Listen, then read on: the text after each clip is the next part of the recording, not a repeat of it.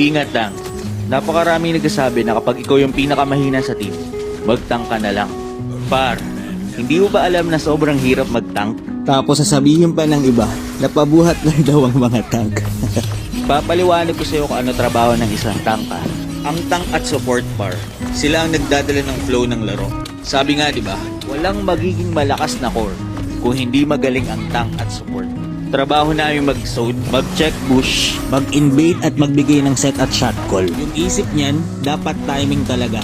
Kasi kapag pumasok siya, alam niya na mayroong follow-up sa mga set mo. Ang mindset ng mga tank guys, inisip namin kung paano hindi mababao, mapoprotektahan at makakapagbigay ng magandang build cost para lumakas ang kakampi namin.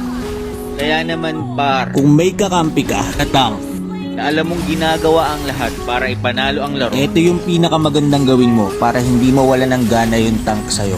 Pag nag-i-invade siya, respuhan nyo kapag hinahabol siya ng mga kalaban. Mag-follow up ka lagi sa mga set at pick off niya. At wag na wag nyong sisihin kapag meron siyang mga maling set. Kasi par, sa tagal-tagal ko na nagtatank, sobrang hirap kapag ginagawa mo na yung lahat. Tapos dahil lang sa isang maling set mo, ay sisisihin ka na.